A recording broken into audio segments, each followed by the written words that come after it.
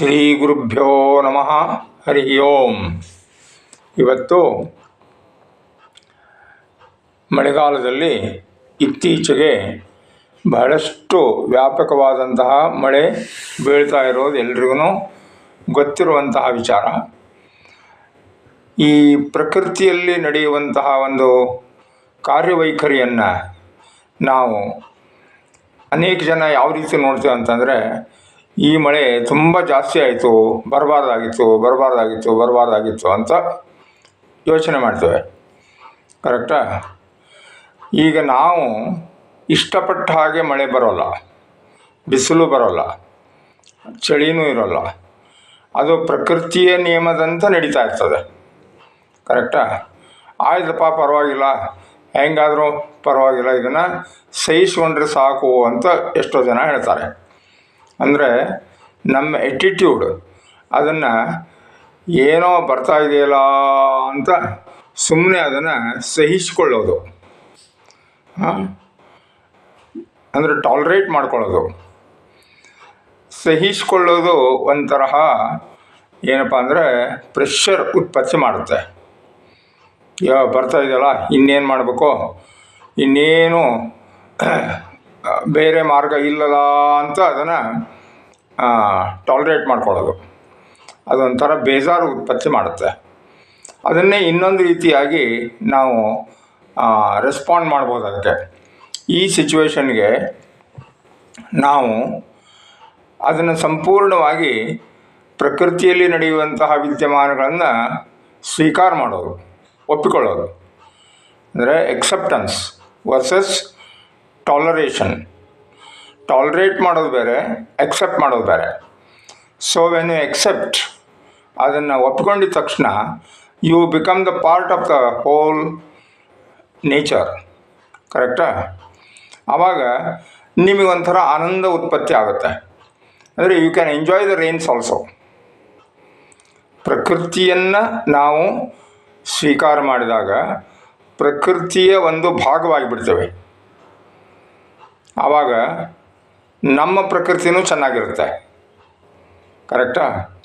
ಓ, ಚೆನ್ನಾಗಿದ್ದೀರಾ, ಆರಾಮಿದ್ದೀರಾ ಅಂತ ಯಾರಾದರೂ ಕೇಳಿದರೆ, ಏನ್ರಿ ನೋಡಿ ಈ ಥರ ಮಳೆ ಹತ್ಬಿಟ್ಟಿದೆ ಅಂತ ಬೇಜಾರು ಪಟ್ಕೊಂಡು ನಾವು we are not really enjoying the life.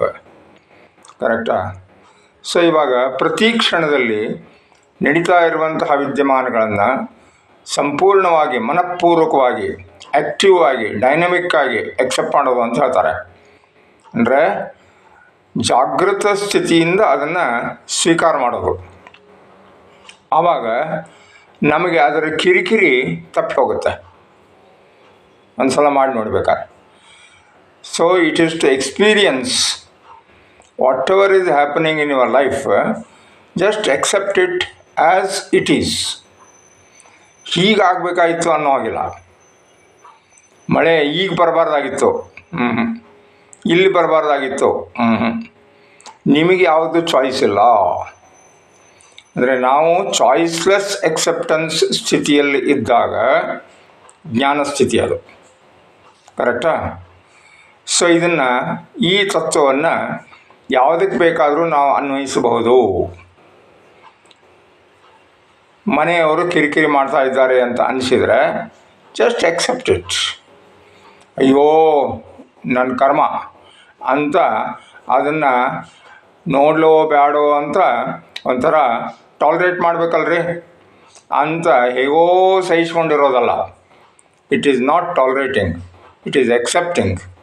Accept the person as it is, as she is, as he is. ಹೇಗಿದೆಯೋ ಹಾಗೆ ಸ್ವೀಕಾರ ಮಾಡಬೇಕು. ಸ್ವೀಕಾರ ಮಾಡಿದ ತಕ್ಷಣ ನಮಗೆ ಒಂದು ಅಲೌಕಿಕವಾದಂತಹ ಭಾವನೆ ಆ ಒಂದು ಪರಿಸ್ಥಿತಿಯ ಬಗ್ಗೆ ಉಂಟಾಗ್ತದೆ. ಇದನ್ನು ಆ್ಯಕ್ಚುಲಿ ಮಾಡಿ ನೋಡಬೇಕು. ಸುಮ್ಮನೆ ನಾನು ಹೇಳೋದನ್ನು ಕೇಳಿದ್ರೆ ಆಗೋಲ್ಲ. So you have to experience what is really accepting the people, situation as it comes. ಅಂದರೆ ಯಾವುದೇ ನಮ್ಮ ಪೂರ್ವ ಅಭಿಪ್ರಾಯ ಇಲ್ಲದೇ ಅವ್ರು ಹೀಗಿರಬೇಕಾಗಿತ್ತು, ಹೀಗಿರಬಾರ್ದಾಗಿತ್ತು, ಇದೆಲ್ಲ ಸುಳ್ಳು. ಅಂದರೆ ಇನ್ನೊಬ್ಬರ ಬಗ್ಗೆ ನಾವು ಏನು ನಿರೀಕ್ಷೆಗಳನ್ನು ಇಟ್ಕೋತೇವಲ್ಲ, that itself is wrong. ಅವ್ರು ಹೇಗಿರ್ಬೇಕಂದ್ರೆ ಅವ್ರು ಹೇಗಿದ್ದಾರಲ್ಲ ಹಾಗೇ ಇರಬೇಕು. ಕರೆಕ್ಟಾ? ಸೊ ಅದನ್ನು ಒಂದು ಸಲ ಸಂಪೂರ್ಣವಾಗಿ ಸ್ವೀಕಾರ ಮಾಡಿದ ತಕ್ಷಣ you become free from whatever is happening around you. So ನಿಮ್ಮ ಫ್ರೀಡಮ್ಮು, ನೀವು ಪರಿಸ್ಥಿತಿಯನ್ನು, ವ್ಯಕ್ತಿಗಳನ್ನು ಸಂಪೂರ್ಣವಾಗಿ ಧನಾತ್ಮಕವಾಗಿ, positive active acceptance is enlightenment. ಅದನ್ನು ಒಪ್ಕೊಳ್ಳಬೇಕಲ್ರಿ ಅಂತ ಫೋರ್ಸಿಬಲಿ ಒಪ್ಕೊಳ್ಳೋದಲ್ಲ, ಬೇರೆ ವಿಧಿ ಇಲ್ಲಲ್ಲ ಅಂತಲ್ಲ. ನಿಮ್ಮ ಪಾಲಿಗೆ ಬಂದುಬಿಟ್ಟಿದೆ ಈಗೆಲ್ಲ. ಯಾರ್ಯಾರು ಜನರು ನಿಮಗಾಗಿ ಬಂದಿದ್ದಾರಲ್ಲ, ನಿಮ್ಮ ಮನೆಯವರು, ನಿಮ್ಮ ಮಕ್ಕಳು, ಆಮೇಲೆ ನಿಮ್ಮ ಸ್ನೇಹಿತರು, ಇನ್ನುಳಿದಂಥ ಯಾವುದೇ ವ್ಯಕ್ತಿಗಳು, ಯಾವುದೇ ಪರಿಸ್ಥಿತಿ, ಅದು ನಿಮ್ಮ ಜೀವನದಲ್ಲಿ ಯಾವ ಥರ ಬಂದಿದೆ ಅಂದರೆ, ಯಾವ ಥರ ಬರಬೇಕಾಗಿತ್ತು ಅಂತ ನಿಯಾಮಕ ಆಗಿದೆಯಲ್ಲ, ಅದೇ ಥರ ಬಂದಿದೆ. So whatever we experience in our life is already pre-planned and predestined. ಯಾವ ಥರ ಜರುಗಬೇಕಾಗಿತ್ತಲ್ಲ ನನ್ನ ಜೀವನದಲ್ಲಿ ಅದೇ ಥರ ಜರುಗ್ತಾ ಇದೆ. ಕರೆಕ್ಟಾ? ನಾನೇನೇನೋ ಅನ್ಕೋಬೋದು, ಹೀಗಿರಬಾರ್ದಾಯಿತು, ಹೀಗಿರಬೇಕಾಗಿತ್ತು. No. So man proposes, God disposes ಅಂತ ಹೇಳ್ತಾರೆ. ನಾವು ಏನಾದರೂ ಇಷ್ಟಪಡ್ಬೋದು, ನನ್ನ ಇಷ್ಟ ಪ್ರಕಾರ ನಡೆಯೋಲ್ಲ. ಆದರೆ ಅದು ಏನು ನಡೀತಾ ಇದೆಯಲ್ಲ ಅದನ್ನೇ ನಾನು ಇಷ್ಟಪಡಬೇಕು. ಜ್ಞಾನ ಅಂದರೆ accepting what is happening right now. ನಿನ್ನೆ ಇದ್ದ ಹಾಗೆ ಇರಬೇಕು, ಸುಳ್ಳು. ನಾಳೆ ಈ ಥರ ಇರಬಹುದು, ಸುಳ್ಳು. ಸತ್ಯ ಏನಪ್ಪ ಅಂತಂದರೆ, ನಿನ್ನೆ ಹೇಗಿತ್ತಲ್ಲ ಹಾಗೇ ಇತ್ತು, ಅದನ್ನೇ ಎಕ್ಸೆಪ್ಟ್ ಮಾಡಿ. ಆವಾಗ ನಿನ್ನೆ ಬಗ್ಗೆ ತಲೆ ಕೆಡಿಸ್ಕೊಳ್ಳೋದು ಕಮ್ಮಿ ಆಗುತ್ತೆ. ನಿನ್ನೆ ಅವರು ಈ ಥರ ಬೈದ್ಬಿಟ್ರಲ್ಲ, ಬೈಬಾರ್ದಾಗಿತ್ತು ಅಂತ ಅಂದ್ಕೊಳ್ಳೋ ಹಾಗಿಲ್ಲ. ಬೈದಿದ್ರೆ ಅವ್ರಿಗಿಂದ ಬೈಸ್ಕೊಳ್ಳೋದೇ ಸತ್ಯವಾಗಿದೆ, ಅದನ್ನು ಎಕ್ಸೆಪ್ಟ್ ಮಾಡಿ. Then you become free from that particular incident. ಕರೆಕ್ಟಾ? ಇಲ್ಲರ ಅದನ್ನೇ ತಲೆಯಲ್ಲಿ ಇಟ್ಕೊಂಡು ಹೀಗಿರಬಾರ್ದಾಯ್ತು, ಅವ್ರು ಹಿಂಗೆ ಅನ್ಬಾರ್ದಾಯ್ತು, ಏನು ಕಿರಿಕಿರಿ ಅಂತ ಮಾಡಿಕೊಂಡ್ರೆ ಬ್ಲಡ್ ಪ್ರೆಷರ್ ಯಾರು ಜಾಸ್ತಿ ಆಗುತ್ತೆ? ಕರೆಕ್ಟ್. ಸೊ ನಿಮ್ಮ resistance to the things or the people will lead to more and more pressure within. ಆ ಒಂದು ಬ್ಲಡ್ ಪ್ರೆಷರು, ಎಲ್ಲ ಒತ್ತಡಗಳು, ಟೆನ್ಷನ್ಸು, ಸ್ಟ್ರೆಸ್ಸು ಎಲ್ಲ ಹೋಗಲಾಡಿಸ್ಬೇಕಾದ್ರೆ, ನಾವು ಅದರಿಂದ ಬಿಡುಗಡೆ ಆಗಬೇಕಾದ್ರೆ the only mantra is to accept the things or the people as it is, as they are, choiceless. ಇದನ್ನು ನಾವು ಪ್ರತಿ ಕ್ಷಣದಲ್ಲಿನೂ ಮಾಡ್ಬೋದು. ಇನ್ನೇನಪ್ಪ, ನನಗೆ ಯಾವುದೋ ಒಂದು ಕಾಯಿಲೆ ಬಂದಿದೆ, ಆವಾಗ ಜನರು ಯೂಶ್ವಲಿ ಕಾಯಿಲೆಯಿಂದ ಸಫರ್ ಆಗೋಲ್ಲ. ಈ ಡಯಾಬಿಟಿಸ್ ಬಂದಿದೆ, ಕ್ಯಾನ್ಸರ್ ಬಂದಿದೆ, ಕರೆಕ್ಟಾ? ಆವಾಗ ಅದನ್ನು ಬಂದಿದೆ ಅಂತ ಸಂಪೂರ್ಣವಾಗಿ ಸ್ವೀಕಾರ ಮಾಡೋದ್ರ ಬದಲು ನಾವು ಅದನ್ನೇನು ಮಾಡ್ತೇವೆ? ರೆಸಿಸ್ಟ್ ಮಾಡ್ತೇವೆ. ಬರಬಾರ್ದಾಗಿತ್ತು, ಬಂದುಬಿಟ್ಟಿದೆ, ಆದರೆ ಬರಬಾರ್ದಾಗಿತ್ತು ಅಂತ ಸುಳ್ಳು ಹೇಳ್ತಾ ಇದ್ದೇವೆ. ಸತ್ಯ ಏನು? ಬಂದಿರೋದೇ ಸತ್ಯ. ಸತ್ಯವನ್ನು ಸ್ವೀಕಾರ ಮಾಡಿ, ಆವಾಗ instantly you become free from that particular event. So this is the only way to freedom. ನಮ್ಮ ಆಂತರಿಕವಾದಂತಹ ಸ್ವಾತಂತ್ರ್ಯ, ಬಿಡುಗಡೆ, ಮುಕ್ತಿ, ಮೋಕ್ಷ ಅಂದ್ರಿದೆ. ಪ್ರತಿ ಕ್ಷಣವೂ ನಾವು ಮೋಕ್ಷವನ್ನು, ಮುಕ್ತಿಯನ್ನು ಅನುಭವಿಸಬಹುದು. So every moment you become free and free. You will become more and more free. So within yourself you experience that freedom from the people or the situations. ಇದನ್ನು ಅನುಭವ ಮಾಡಿದಾಗ ನಿಮಗೆ ಏನಾದರೂ ಪರವಾಗಿಲ್ಲಪ್ಪ ಅಂತ, ನಾಳೆ ಹೇಗಿರಬೇಕು ಅಂತ ನಾವು ಅನ್ಕೋತೇವಲ್ಲ, ನಾಳೆ ಹೀಗಿರಬೇಕು ಅಂತ ಏನೋ ಒಂದು ಅನ್ಕೋತೇವೆ. ನಾಳೆ ಹೇಗಿರ್ತದೆ ಅಂದರೆ, ಹೇಗಿರಬೇಕು ಅಂತ ಇದೆಯಲ್ಲ ಆ ಥರ ಇರ್ತದೆ. ನಿಮ್ಮ ಪ್ರಯತ್ನ ನೀವು ಮಾಡಿ, no problem. We can change the situation right ನಾವು.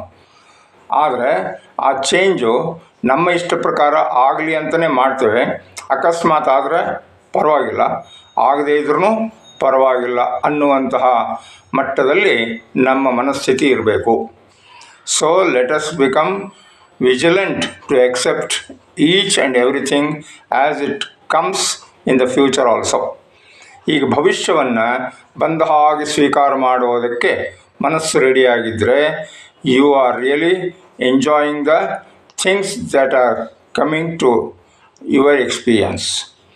ನಾಳೆ ಆಗೋದನ್ನು ಸಹಿತ ಏನಾದರೂ ಪರವಾಗಿಲ್ಲಪ್ಪ ಅಂತಿದ್ದಾಗ ನಾಳೆ ಮಳೆ ನಿಂತರೂ ನಿಲ್ಬೋದು, ಪರವಾಗಿಲ್ಲ, ನಿಲ್ಲದೇ ಇದ್ದರೂ ಪರವಾಗಿಲ್ಲ. Correct. So you become one with the existence. ಭಗವಂತನ ಸೃಷ್ಟಿಯಲ್ಲಿ ಏನೇನು ನಡೀತಾ ಇದೆ, ಯಾರ್ಯಾರು ಯಾವ ಥರ ಬಿಹೇವ್ ಮಾಡ್ತಾ ಇದ್ದಾರೆ, ಅದೆಲ್ಲ ಅದೇ ಥರ ನಡೀತಾ ಇದೆ ಅನ್ನೋದನ್ನು ಸಂಪೂರ್ಣ ಸ್ವೀಕಾರ ಮಾಡಿದಾಗ ನಿಮ್ಮ ಮನಸ್ಸು ಅದರಿಂದ ಪೂರ್ಣವಾದಂತಹ ಮುಕ್ತಿ ಸ್ವರೂಪದಲ್ಲಿರ್ತದೆ. You become totally free from what is happening. ಇದನ್ನು ಅನುಭವಿಸಲಿಕ್ಕೆ ನಾವು ಪ್ರತಿನಿತ್ಯ ಇದು ನಮ್ಮ ಅನುಭವದಲ್ಲಿ ಬರಬೇಕಲ್ಲ, ಅದಕ್ಕಾಗಿ ಧ್ಯಾನ ಮಾಡ್ತೇವೆ. So what is meditation? ಧ್ಯಾನ ಅಂದರೆ ಇವಾಗ ಏನು ನೋಡಿದ್ವಲ್ಲ, ಇದರ ಕುರಿತಾಗಿ ಅನುಭವ ಮಾಡೋದು. ಧ್ಯಾನಕ್ಕೆ ಕೂತ್ಕೋತೀರ, ಕಣ್ಣು ಮುಚ್ಕೊಂಡಿದ್ದ ತಕ್ಷಣ ಯೋಚನೆಗಳು ಬರ್ತಾವೆ. ಕರೆಕ್ಟಾ? ಯೋಚನೆ ಬರಬಾರ್ದು ಅಂತ ಅಂದ್ಕೊಂಡ್ರೆ ಏನಾಗುತ್ತೆ? ಕರೆಕ್ಟ್, ಇನ್ನೂ ಜಾಸ್ತಿ ಕಿರಿಕಿರಿ ಆಗುತ್ತೆ. ದುಷ್ಟ ಯೋಚನೆ ಅಂತೂ ಬರಲೇಬಾರ್ದು ಅಂತ ಅಂದ್ಕೊಂಡ್ರೆ ನಿಮಗೆ ಗ್ಯಾರಂಟಿಯಾಗಿ ಏನು ಬರ್ತದೆ? ಕೆಟ್ಟ ಯೋಚನೆಯೂ ಬರ್ಬೋದು. ಕರೆಕ್ಟಾ? ಸೊ ಯಾವುದು ಬೇಡ ಅಂತಿರಲ್ಲ ಅದು ಬರ್ತದೆ. ಯಾವ್ದು ಬಂದರೂ ಬರಲಿ, ಬಿಟ್ಟರು ಬಿಡಲಿ ಅಂತಂದಾಗ ಅದು ಬರ್ಬೋದು, ಬರಲಿಕ್ಕಿಲ್ಲ. You are free from what is going to happen.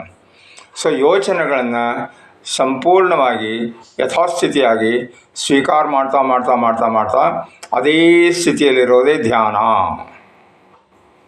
ಅರ್ಥ ಆಯ್ತಾ? ಯೋಚನೆಗಳು ಬರಬಾರ್ದು ಅನ್ನೋದು ಅಜ್ಞಾನ. ಯೋಚನೆ ಬಂದರೂ ಪರವಾಗಿಲ್ಲ ಅನ್ನೋದು ಜ್ಞಾನ. ಒಳ್ಳೆಯ ಯೋಚನೆ ಬಂದರೆ ಪರವಾಗಿಲ್ಲ, ಕೆಟ್ಟ ಯೋಚನೆ ಬಂದರೆ ಅದು ಕೂಡ ಪರವಾಗಿಲ್ಲ. So everything is okay, every thought is okay, whether it is good or bad. ಯಾಕೆಂದರೆ thoughts are the integral part of meditation. ಧ್ಯಾನದಲ್ಲಿ ಯೋಚನೆ ಬರದೇ ಮತ್ತೇನು ಹುಲಿ, ಕರಡಿ, ಸಿಂಹ ಬರುತ್ತಾ? ಇಲ್ಲ. ಅದ್ರ ಬಗ್ಗೆ ಯೋಚನೆ ಬರ್ಬೋದು, but you will get only the thoughts in meditation. So ಯೋಚನೆಗಳು ಧ್ಯಾನದ ಅವಿಭಾಜ್ಯ ಅಂಗ ಅನ್ನೋದು ನಮ್ಗೆ ಗೊತ್ತಾದಾಗ ನಾವು ಅದ್ರ ಜೊತೆಗೇ ಇರ್ತೇವೆ. So just being with the thought is meditation. Being with what is happening in your life, age and every moment is meditation. ಆ ಮೆಡಿಟೇಟಿವ್ ಸ್ಟೇಟ್ ಆಫ್ ಬೀಯಿಂಗ್ ಅಂತೇನಿದೆಯಲ್ಲ, ಧ್ಯಾನ ಸ್ಥಿತಿ, ಅದು ಧ್ಯಾನ ಮಾಡಿ ಪ್ರಾಕ್ಟೀಸ್ ಆಗಬೇಕು. ದಿನಾಲು ಒಂದು 20 ನಿಮಿಷ 30 ನಿಮಿಷ ಇದನ್ನೇ ಮಾಡೋದು. ಏನು ಹೇಳಿ? Every moment is the way it is.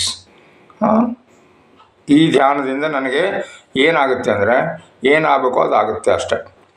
ಮನಃಶಾಂತಿ ಬರುತ್ತಾ? ಬರ್ಬೋದು. ಅಕಸ್ಮಾತ್ ಬರದೇ ಇದ್ದರೆ ಅದು ಪರವಾಗಿಲ್ಲ ಅಂತ ಕೂತ್ಕೋಬೇಕು. So that should be our attitude. ನಾವು ಧ್ಯಾನದಿಂದ ಇದೇ ಆಗಬೇಕು ಅದೇ ಆಗಬೇಕು ಇವೆಲ್ಲ ನಿರೀಕ್ಷೆ ಏನು ಇಟ್ಕೊಳಂಗಿಲ್ಲ. No expectation. So never expect anything, just accept everything. That is the state of real meditation. ಆ ಒಂದು ಧ್ಯಾನವನ್ನು ಪ್ರತಿನಿತ್ಯ ರೆಗ್ಯುಲರ್ ಆಗಿ ಮಾಡ್ತಾ ನಾವು ಪ್ರತಿನಿತ್ಯ ಬೆಳಗ್ಗೆ ಮಧ್ಯಾಹ್ನ ಸಂಜೆ 3 ಸಲ ಇದನ್ನು ಮಾಡೋದ್ರಿಂದ ಏನಾಗ್ಬಿಟ್ಟಿದೆ ಅಂದರೆ ಮನಸ್ಸು ಶಾಂತವಾಗಿ ಎಲ್ಲ ಸೆಟಲ್ ಆಗಿಬಿಟ್ಟಿದೆ. ಸೊ ಯಾವಾಗ ಶಾಂತತೆ ಮನಸ್ಸಲ್ಲಿ ಪ್ರತಿಷ್ಠಿತವಾದ ಮೇಲೆ ನೀವು ಕಣ್ ತಕ್ಕೊಂಡಿದ್ದಾಗ ಸಹಿತ ನೀವು ಅದೇ ಅನುಭವದಲ್ಲೇ ಇರ್ತೀರಾ. ಸೊ ಒನ್ ಮೆಡಿಟೇಷನ್ ಆದಮೇಲೆ ನೆಕ್ಸ್ಟ್ ಒಂದು 7-8 ಗಂಟೆ ಸಮಯ ಅದೇ ಸ್ಟೇಟ್ ಆಫ್ ಮೈಂಡ್ ಮನಸ್ಸಲ್ಲಿ ಇದ್ದಾಗ ನಮಗೇನಾಗುತ್ತೆ ಅಂತಂದರೆ ಕಣ್ ತಕ್ಕೊಂಡಿದ್ರೂ ಎಲ್ಲರನ್ನೂ ಸಂಪೂರ್ಣವಾಗಿ ಸ್ವೀಕಾರ ಮಾಡ್ತಾ ಇರೋ ಕಾನ್ಷಿಯಸ್ಲಿ.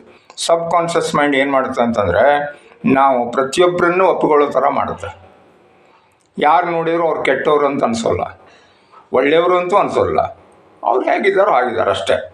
ಸೊ ನಮ್ಮ ಜಡ್ಜ್ಮೆಂಟು ಬೇರೆದವ್ರ ಬಗ್ಗೆ ಇವ್ರು ಒಳ್ಳೆಯವರು ಕೆಟ್ಟವರು, ಸರಿ ತಪ್ಪು, ಬೇಕು ಬೇಡ ಇವೆಲ್ಲ ದ್ವಂದ್ವಗಳು ಹೋಗಿಬಿಟ್ಟು ನಾವು we become one with the existence. The whole universe is the way it is. ಇಡೀ ಪ್ರಪಂಚ ಯಾವ ಥರ ಇದೆ ಅಂತಂದರೆ ಯಾವ ಥರ ಇರಬೇಕಾಗಿತ್ತು ಅಲ್ಲ ಆ ಥರ ಇದೆ. ನಿನ್ನೆ ಹೇಗಿತ್ತು ಹಾಗಿತ್ತು, ನಾಳೆ ಹೇಗಿರ್ಬೋದು ಹಾಗೆ ಇರುತ್ತೆ ಅಂತ. Don't worry about the past and future. ನಿನ್ನೆ ಬಗ್ಗೆ ತಲೆ ಕೆಡಿಸ್ಕೋಬೇಡಿ, ನಾಳೆ ಅನ್ನೋದು ಹುಟ್ಟೇ ಇಲ್ಲ, ಅದ್ರ ಬಗ್ಗೆನೂ ತಲೆ ಕೆಡಿಸ್ಕೋಬೇಡಿ. ಕರೆಕ್ಟಾ? ಸೊ ನಮ್ಮ ಸ್ಟ್ರೆಸ್ ಎಲ್ಲನೂ, ನಮ್ಮ ದ್ವಂದ್ವಗಳು, ಟೆನ್ಷನ್ಸ್ ಎಲ್ಲನೂ ಯಾವ್ದ್ರಿಂದ ಬರುತ್ತೆ ಅಂದರೆ by varying about the past R about the future. ಕರೆಕ್ಟಾ? ಇವೆರಡನ್ನು ಬಿಟ್ಟು ಬೇರೆ ಯಾವುದನ್ನು ನಾವು ಮಾಡೋಲ್ಲ. ಅದನ್ನು ಗಮನದಲ್ಲಿಟ್ಕೊಂಡು ನಾವು ಧ್ಯಾನವನ್ನು ರೆಗ್ಯುಲರ್ ಆಗಿ ಮಾಡಿ ಈ ಜ್ಞಾನವನ್ನು ನಮ್ಮ ಅಂತರ್ಮುಖವಾಗಿ ಉದಯ ಮಾಡಿಕೊಳ್ಳೋಣ. ಜೈ ಗುರುದೇವ. ನಮಸ್ಕಾರ.